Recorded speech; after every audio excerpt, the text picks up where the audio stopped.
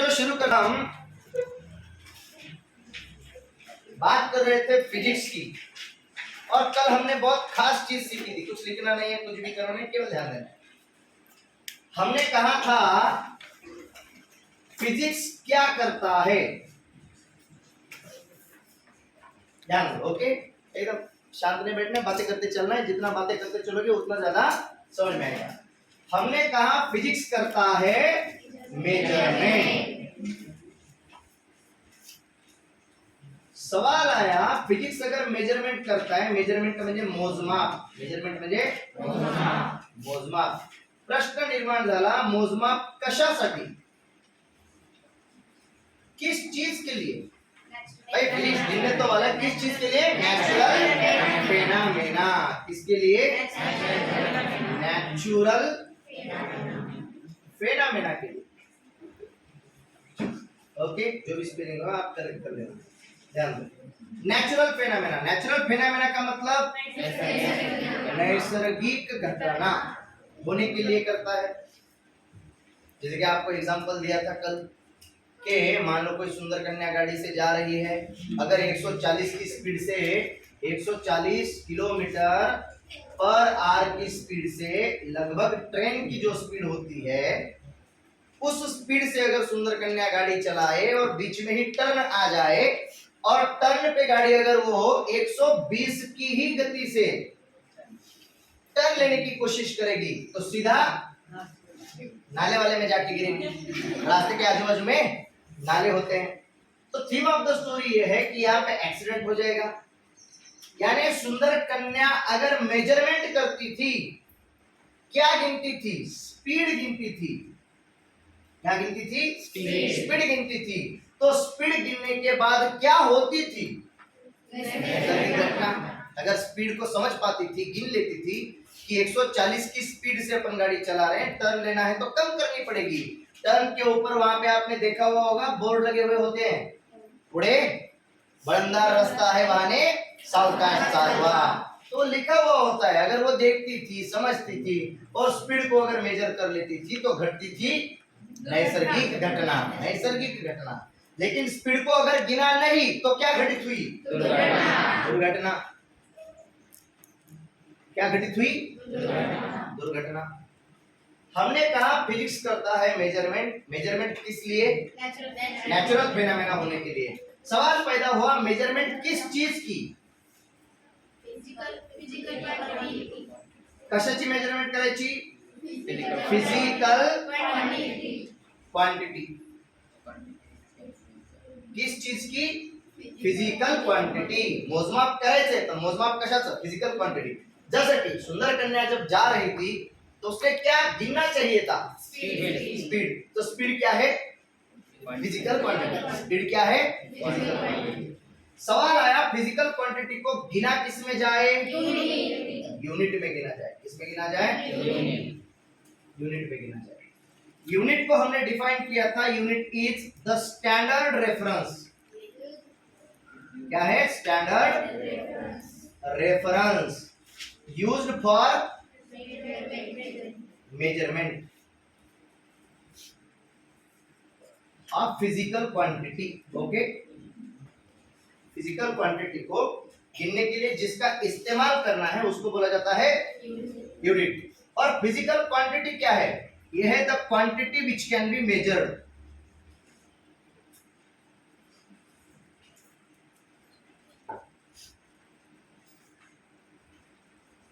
जिसको हम गिन सकते हैं उसको क्या कहा?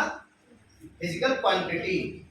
यहां तक कल हम पढ़ चुके, थोड़ा सा रिवाइज किए ताकि आपको थोड़ा सा याद रहे। सवाल तैयार हुआ फिजिकल क्वांटिटी जिसको गिन सकते हैं वो कौन सी क्वांटिटियां हैं? तो फिजिकल क्वांटिटियों के दो प्रकार गिरे, types of physical quantity. Number एक उसको कहा गया फंडामेंटल क्वांटिटी। क्या कहा गया? फंडामेंटल। और दूसरी क्वांटिटी को कहा गया डिराइव्ड क्वांटिटी। डिराइव, आपने कभी शब्द सुना होगा, डिराइव द एक्सप्रेशन फॉर फलाना फलाना, सुना है फिजिक्स में, केमिस्ट्री में, डिराइव द एक्सप्रेशन फॉर अमका अमका ढिमका ढिमका, सुना है कभी? Derive the expression for acceleration due to gravity on the surface of earth, सुना है ऐसा? तो डिराइव का मतलब होता है तैयार करना। What is the meaning of derive? Derive का मतलब होता है तैयार करना। अगर डिराइव का मतलब तैयार करना है तो इसका मतलब ये क्वांटिटियां वो है जो तैयार की गई है। ये कौन सी क्वांटिटियां है जो तैयार की गई है? कहां से तैयार की गई है? ये वो क्वांटिटियां होती हैं जो तैयार की जाती हैं फंडामेंटल क्वांटिटियों से।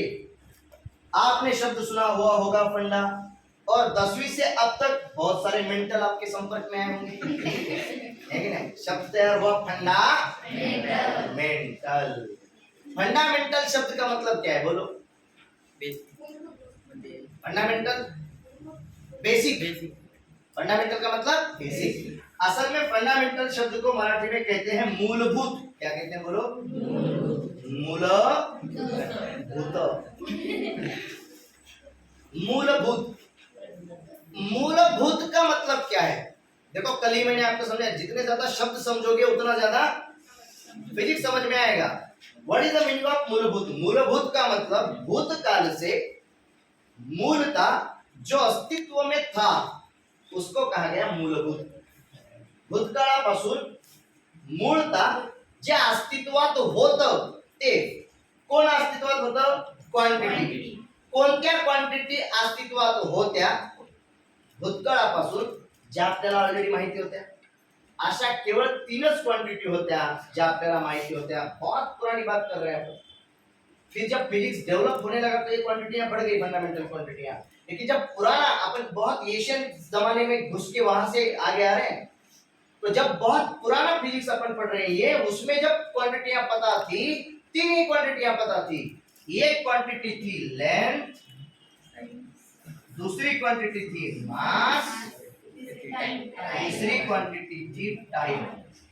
लेंथ, मास एंड टाइम, 3च क्वांटिटी माहिती होत्या, 3 ही क्वांटिटियां पता थी। पुराने कालखंड में जो फंडामेंटल मूलतः जो अस्तित्व में थी भूतकाल से, ऐसी 3 क्वांटिटियां थी। एक था लेंथ, एक था मास, एक था टाइम। लेंथ यानी लंबाई, लांबी, मास यानी वजन, और टाइम यानी समय, वेळ, है कि नहीं? वक्त जिसको आप कहते हो।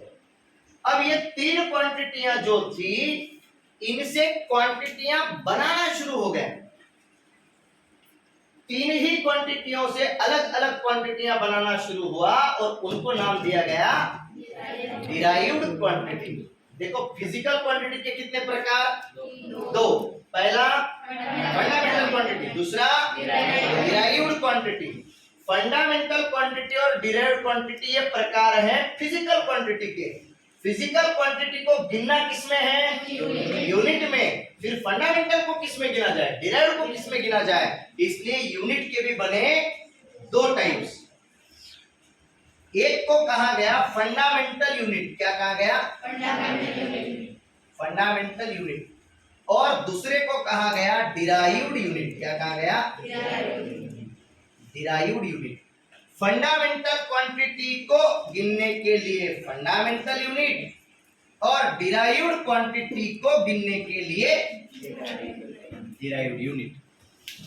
अब फिजिक्स यहां से शुरू, ठीक है? अभी तक जो भी पढ़े तो बहुत बेसिक बातें चल रही हैं। फिजिक्स अब शुरू होने जा रहा है, ध्यान दो। फिजिकल क्वांटिटी के 2 प्रकार गिरे, फंडामेंटल और डिराइव्ड। सब क्वांटिटियां जो बनी वो बनी फंडामेंटल से। क्वांटिटियां कहां से बनी? फंडामेंटल। और अब तक अपन जो पढ़ रहे हैं उसमें हमें कितनी फंडामेंटल क्वांटिटियां पता है? केवल 3 पता है। कितनी क्वांटिटियां पता है? केवल 3। 3 के नाम क्या क्या है? लखन, 3 के नाम क्या क्या है? लेंथ, मास, टाइम। ध्यान देना, ओके? ध्यान दो। 3 के नाम क्या है? लेंथ, मास, टाइम। जितनी भी क्वांटिटियां बनी किससे बनी? इन तीनों से बनी। अब सवाल है, अगर यूनिट फंडामेंटल क्वांटिटी को गिनने के लिए बना फंडामेंटल यूनिट, तो डिराइव्ड क्वांटिटी के यूनिट जो डिराइव्ड क्वांटिटी को गिनने के लिए बने डिराइव्ड यूनिट, वो किससे बने होंगे? फंडामेंटल यूनिट से, क्योंकि ये क्वांटिटियां किससे बनी? फंडामेंटल क्वांटिटी से। तो यूनिट भी किससे बना होगा? फंडामेंटल यूनिट से। फंडामेंटल यूनिट का ही इस्तेमाल करके जो नए यूनिट बने उनको कहा गया derived units. Derived units, fundamental quantity से जो क्वांटिटी बनी डिराइव्ड क्वांटिटी, फंडामेंटल यूनिट से जो यूनिट बने इन क्वांटिटियों के उनको कहा गया डिराइव्ड यूनिट्स। अब सवाल आया कि फंडामेंटल क्वांटिटियां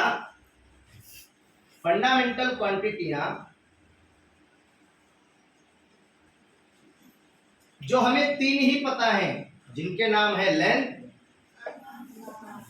मास और टाइम, ये जो क्वांटिटियां हैं इनको कैसे गिना जाए? पता तो चला कि उनके लिए फंडामेंटल यूनिट है, गिना कैसे जाए? जैसे समझाने के लिए, मान लो लेंथ है, लेंथ का मतलब होता है लंबाई। जैसे कि अगर हम आपको पूछे कि हमारी लंबाई कितनी है, कुछ भी 5 फीट 4 इंच 6 इंच 9 इंच कुछ भी होगी, लगभग 6 फीट के बराबर मान लो, हमने कह दिया। हमने पूछा इसकी लेंथ कितनी है इस हॉल की, हमने कहा 15 फीट है। कितना है? 15 फीट। हमने कहा बोर्ड की लंबाई कितनी है? 6 फीट है। इसकी चौड़ाई कितनी है? 4 फीट है, 4 बाय 6 फीट का है। हमने कहा यहां से अगला जो गांव है, अगला जो तहसील है, वो कितने दूरी पे? तो आपने कहा 7 किलोमीटर। क्या कहा आपने? आपने लेंथ ही गिनी, ध्यान दो, आपने लेंथ ही गिनी, लेकिन आपने लेंथ को गिना किलोमीटर में। इससे पहले आपने लेंथ ही गिनी, लेकिन आपने गिनी फीट में, जिसको आप बोलते फुट, है की नाही? फुटामध्ये मोजलं आपण अगोदर, हे मोजलं तेव्हा फुटात मोजलं। मानवत पर्यंतचं अंतर आपण विचारलं, यहां से अगले तहसील का डिस्टेंस पूछा तो किलोमीटर में बोल दिया। आप दुकान पे गए, आपको शर्ट सिलाना था, उसके लिए आपको कपड़ा चाहिए था, तो आप कपड़ा जब खरीदने के लिए गए तो कपड़ा किलोमीटर में लेते हो, किस में लेते हो? मीटर में लेते हो। तो कपड़े की जो लेंथ है आपने मीटर में गिनी, कपड़े की लेंथ आपने मीटर में गिनी, यानी लेंथ ही गिन रहे हो।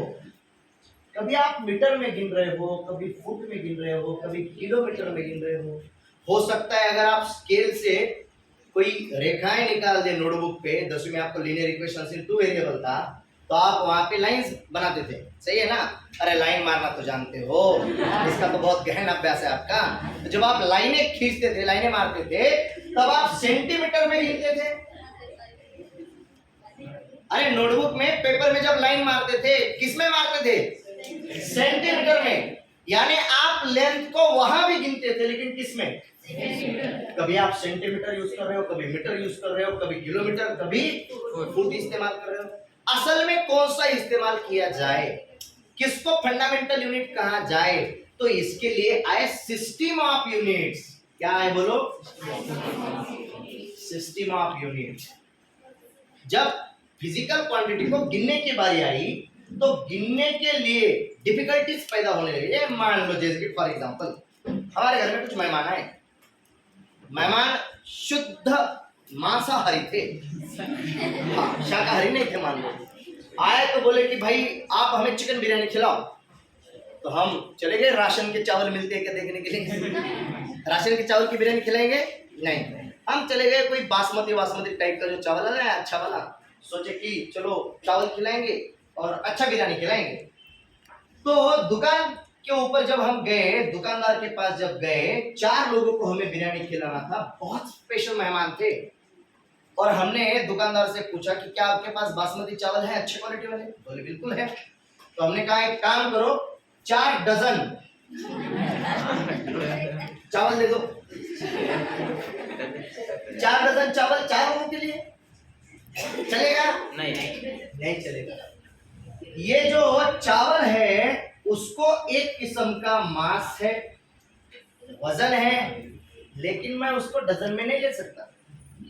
फिर दुकानदार को मैंने बोला एक काम कीजिए, 4 लीटर दे दीजिए। डजन में नहीं चलता तो लीटर में दे दीजिए, लीटर में चलेगा नहीं, उसको मैं लीटर में भी नहीं ले सकूंगा। यानी हर चीज को गिनने के लिए कुछ यूनिट बनाए गए, कुछ स्पेसिफिक यूनिट बनाए गए। और ये स्पेसिफिक यूनिट कहां से आए? तो ये स्पेसिफिक यूनिट आए सिस्टम ऑफ यूनिट से, पद्धत तैयार हुई। कोई चीज गिनने के लिए पद्धत तैयार हुई, कोई भी चीज हो कैसे गिना जाए तो इसकी पद्धतियां निकली, उसको बोला गया सिस्टम्स ऑफ यूनिट्स। सिस्टम का स्पेलिंग सही है क्या? Systems of unit. क्या तैयार किए गए? सिस्टम्स ऑफ यूनिट तैयार किए गए। एक पहली सिस्टम आई जिसको बोला गया CGS सिस्टम ऑफ यूनिट्स। पहला सिस्टम आया, कौन सा सिस्टम आया? CGS system of units. ये जो CGS सिस्टम ऑफ यूनिट्स आया, इसमें C का मतलब था सेंटीमीटर। क्या मतलब था? सेंटीमीटर। G का मतलब था ग्राम और S का मतलब था सेकंड। सेंटीमीटर क्या गिनने के लिए? लेंथ, लांबी मोजण्यासाठी सेंटीमीटर वापरा। ग्राम क्या गिनने के लिए? मास, जिसको आप वजन बोलते हो। अच्छा, सेकंड क्या गिनने के लिए? टाइम गिनने के लिए, वक्त, समय। लेंथ का मतलब लंबाई, जिसको आप लांबी बोलते हो मराठी में, लांबी। एखादी जर लांबी मोजायची असेल कुठलीही तर काय वापरायचं? सेंटीमीटर. जर वजन मोजायचं असेल तर ग्राम आणि टाइम मोजायचा असेल तर सेकंड. पहली सिस्टम आई, साइंटिस्ट लोग एक जगह पे बैठे, फिजिक्स वाले, और सब लोगों ने एक जगह पे बैठ के चर्चाएं की। सरकार की तरफ से कुछ मुफ्त का खाना वाना खाया, सरकार उनको खिलाता था। भारत सरकार तो उनको देती होगी चिवड़ा, बूंदी के लड्डू, शंकर पाए, और बोलती होगी चाय में डुबा के खाओ, है कि नहीं? भारत सरकार एजुकेशन के ऊपर खर्चा नहीं करती। अपने इधर जितने भी मिनिस्टर हैं, 90% से ज्यादा मिनिस्टर अंगूठा छाप हैं, उनका दिमाग है। तो नेताओं को एजुकेशन के बारे में कोई ज्ञान नहीं है। चुनिंदा नेता होंगे जो बहुत पढ़े लिखे हैं। देखो, कोविड का जमाना चल रहा है। कोविड के जमाने में पूरी दुनिया जब बंद हो गई तो फिर से सब शुरू किया गया। सबसे पहले क्या शुरू किया पता है? दारू। नेताओं ने सबसे पहले शुरू क्या किया? क्योंकि उनके लिए तो जीवन आवश्यक यही था भाई। जो जीवन आवश्यक चीजें थी उनके लिए क्या था? दारू ही तो इंपॉर्टेंट थी, तो उन्होंने दारू शुरू की। उसके बाद प्रायोरिटी पे उन्होंने और एजुकेशन को शुरू करना चाहिए था। सबसे बड़ी प्रायोरिटी इंसान की अगर आज की तारीख में कोई है तो वो एजुकेशन है। एजुकेशन को शुरू करना चाहिए था, लेकिन एजुकेशन को आज तक लगभग करीब बंद ही रखा गया है। अभी अभी ये पिछले 5-6 महीनों से एजुकेशन थोड़ा सा लाइन पे, ट्रैक पे आ गया है। सही है? तो थीम ऑफ द स्टोरी ये समझाने की कोशिश करें, एजुकेशन बहुत ज्यादा इंपॉर्टेंट चीज है। एजुकेशन के साथ बने रहें, एजुकेशन लेने के लिए लोगों को प्रोत्साहित करें, और दुनिया चाहे बंद हो जाए, इधर से उधर हो जाए, एजुकेशन को बंद ना गिरने दें। किसी भी तरीके से, अपने अपने तरीके से एजुकेशनल सिस्टम जो है उसको चालू रखने की कोशिश करें। ध्यान दो, साइंटिस्ट लोग एक जगह पे आए, सरकार ने उनको कुछ चिवड़ा विवड़ा खिलाया, उन लोगों ने अपना दिमाग चलाया और पहली सिस्टम बनाया।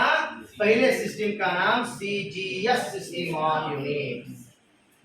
C stands for centimetre, G for S for second. क्या गिनने के लिए? Length, mass and time. बोलो, लेंथ, मास एंड टाइम ही क्यों? क्योंकि length, mass and time fundamental थे। फंडामेंटल कौन है? Length, mass and time. बाकी की क्वांटिटियां कहां से बनेंगी? फंडामेंटल से बनेंगी। इसलिए अगर गिनना है तो किसको गिनना पड़ेगा? फंडामेंटल को गिनना पड़ेगा। यूनिट की सिस्टम जो बन रही है, किसके लिए बन रही है? फंडामेंटल के लिए बन रही है। फंडामेंटल से डिराइव्ड के लिए ऑटोमेटिकली सिस्टमें बनेंगी। तो हमने कहा पहली सिस्टम आई CGS सिस्टम, जिसमें लेंथ, मास और टाइम को गिना गया सेंटीमीटर, ग्राम और सेकंड। लेकिन मामला क्या हुआ? मान लो अपने इधर एक प्रोग्राम होता है, अखंड हरिनाम सप्ताह। होता है कि नहीं? 7 दिन का एक सप्ताह होता है, तो 7 दिनों के अंदर बहुत भक्त मंडली सब एक जगह पे आती है और महाराज प्रवचन वगैरह देते हैं, तो खाने का भी प्रोग्राम होता है, सुना है? मान लो 1000 लोग एक जगह पे आ गए और 1000 लोग एक जगह पे जो आए उनको खाना खिलाना है, चैत्र है कि नहीं? 1000 लोगों को एक जगह पे खाना खिलाना है, आकांक्षा। 1000 लोगों को खाना किस तरीके से खिलाया जाए, इसके लिए 1000 लोगों को खाना खिलाने के लिए एक उन्होंने समिति स्थापित की, एक टीम बनाई कि खाना बनाने का, खाना खाने के लिए क्या क्या लाना है, प्लेट्स लाने हैं, जो भी बनाना है, जो भी पकाना है, चावल बनाना है, दाल बनानी है, रोटी बनानी है, कुछ मीठा बनाना है, ये सब जिम्मेवारी आपकी। तो जो टीम थी, टीम ने डिसाइड किया कि अपन खाने में स्वीट आइटम बनाएंगे। वो बोले अपन मोतीचूर के लड्डू बनाएंगे। कोई लोग बोले कि मोतीचूर नहीं खाने हमें तो जामुन खाने। आधे लोग बोले हमें जामुन खिलाओ, आधे लोग बोले मोतीचूर खिलाओ। अब मोतीचूर और जामुन में बहस छिड़ गई और अंततः डिसाइड हुआ, टीम ने डिसाइड किया कि दोनों बनाए जाएंगे। कितने लोगों के लिए बनाना है? 1000 लोगों के लिए, 1000 लोगों के लिए बनाना है। सवाल पैदा हुआ, उन्होंने डिसाइड किया कि जितना भी मीठा अपन बना रहे हैं 1000 लोगों के लिए बनाना है, मोतीचूर हो चाहे फिर जामुन हो, जो भी और मीठा आइटम उसमें बनेगा, एक इंसान के लिए शक्कर कितनी लगेगी? शक्कर कितनी लगेगी? पता चला कुछ मान लो 4 छटाक शक्कर लग रही है। एक छटाक का मतलब 50 ग्राम, 50 ग्राम एक छटाक 50 ग्राम, तो 4 छटाक का मतलब 200 ग्राम। एक इंसान को 200 ग्राम शक्कर लग रही थी ऑन एन एवरेज, ऐसा पता चला। अब एक इंसान को 200 ग्राम शक्कर के हिसाब से 1000 लोगों की शक्कर निकालनी है। यूनिट था सेंटीमीटर, ग्राम, सेकंड। अब ग्राम में चीजें गिनी जा रही है। अभी हमारे लिए बड़ा यूनिट कोई है ही नहीं, हम गिनेंगे किसमें? ग्राम में। तो फिर एक इंसान के लिए 50 ग्राम के 4 माप तैयार करने हैं। तो 50 ग्राम का माप रख दिए एक छटाक वाला और गिनना शुरू कर दिए, 50 ग्राम 50 ग्राम 50 ग्राम 50 ग्राम, एक इंसान हो गया।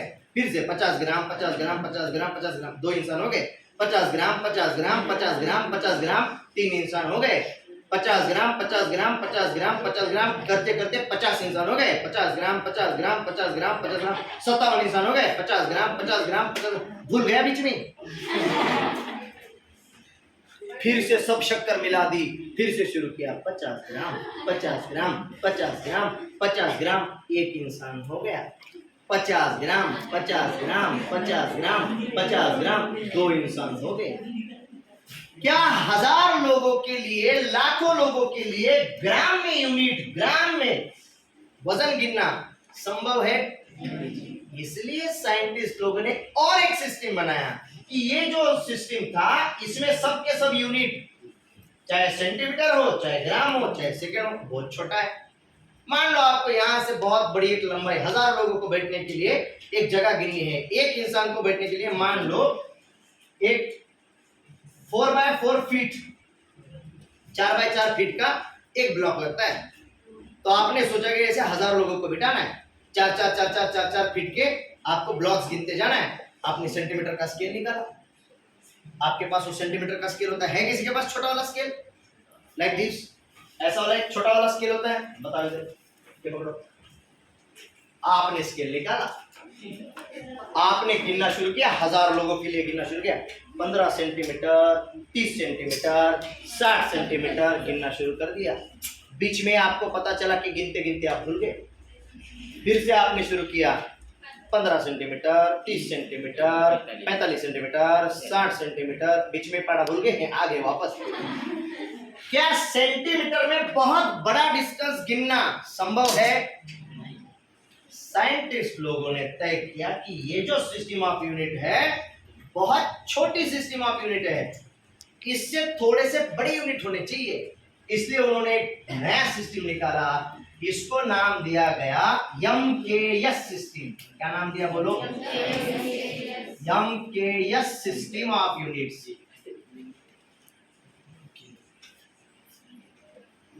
ये आया दूसरा सिस्टम। इसी को दूसरा नाम दिया गया एमकेएस सिस्टम को मेट्रिक सिस्टम। क्या नाम दिया गया?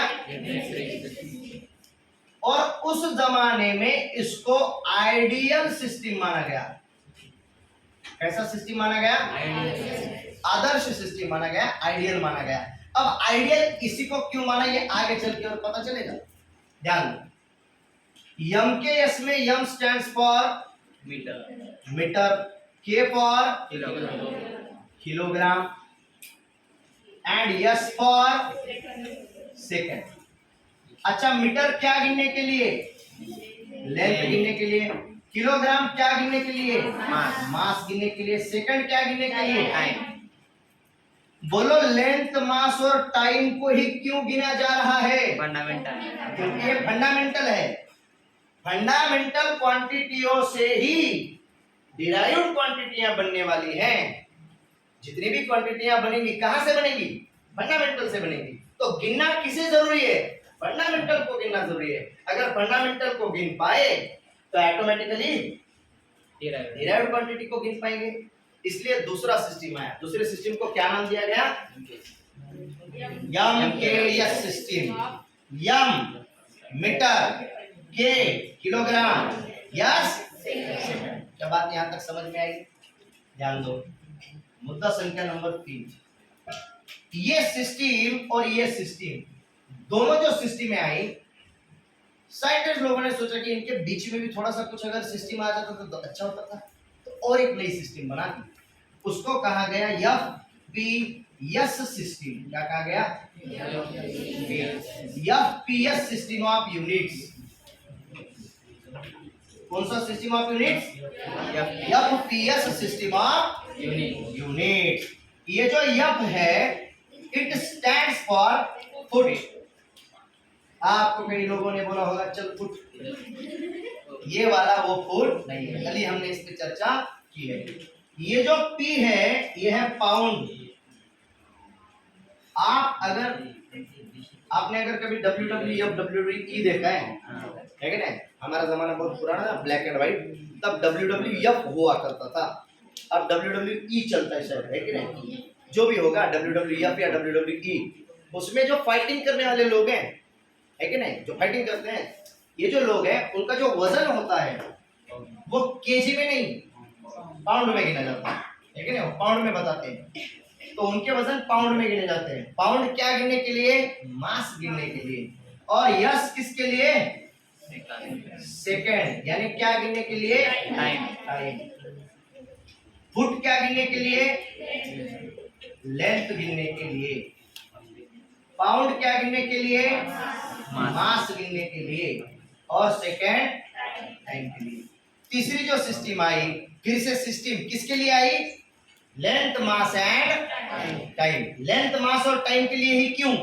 क्योंकि ये फंडामेंटल हैं। बात केवल फंडामेंटल की चल रही है। सिस्टमें बन रही हैं, सिस्टमें बन रही हैं, लेकिन सिस्टमें किस लिए बन रही हैं? केवल और केवल फंडामेंटल के लिए बन रही है, क्योंकि फंडामेंटल से ही बाकी सब बनेगा। ओके, तो 3 सिस्टम आए। कैसे गिना जाए? जैसे कि चावल लेने के लिए जब मैं गया तो मैंने बोला कि चावल मुझको चाहिए डजन में, नहीं मिला। क्यों नहीं मिला? क्योंकि सिस्टम ऑफ यूनिट बने हुए हैं। चावल जिसके पास मास है, किसमें गिना जाएगा? या तो ग्राम में, किलोग्राम, या तो किलोग्राम में, या तो पाउंड में। चीज समझ में आ रही है? अब पाउंड और किलोग्राम और ग्राम, इनमें क्या क्या संबंध है वगैरह वगैरह, और ये आगे की बातें। इसमें से सबसे इंपॉर्टेंट चीज जो फुट आया था, ये बहुत, इसका भी एक अपना अपना हिस्ट्री है।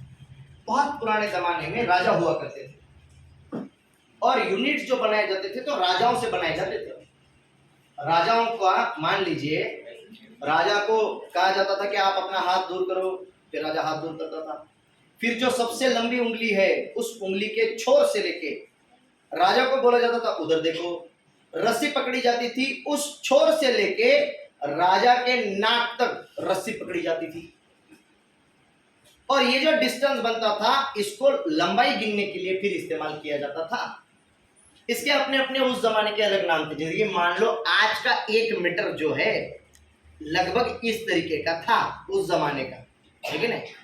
और ये जो फुट है तो राजा का, अगर मान लीजिए लंबाई गिनने के लिए एक उन्होंने यूनिट बनाया हाथों से लंबाई गिनने के लिए, एक छोटा यूनिट उनको बनाना था, तो छोटा यूनिट बनाने के लिए उन्होंने राजा का पैर गिन लिया। 1 2 3 4 5, राजा को 5 उंगलियां थी, राजा ऋतिक रोशन नहीं, 5 उंगलियां थी।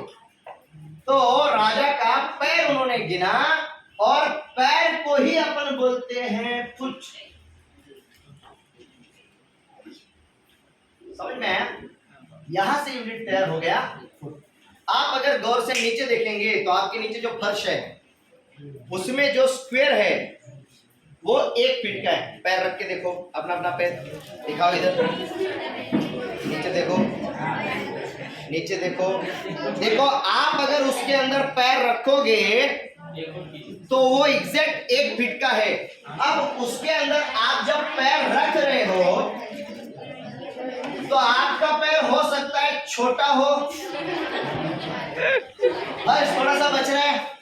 इसका मतलब उस जमाने का जो राजा था उसका पैर आपके पैर से बड़ा था। अगर आपका पैर बाहर निकल रहा है तो इसका मतलब राजा का पैर आपके पैर से छोटा था। और अगर मान लो आपका पैर एग्जैक्ट इसके अंदर ही बैठ रहा है तो आपका राजा का पुनर्जन्म हुआ है, बैठ रहा है एग्जैक्टली।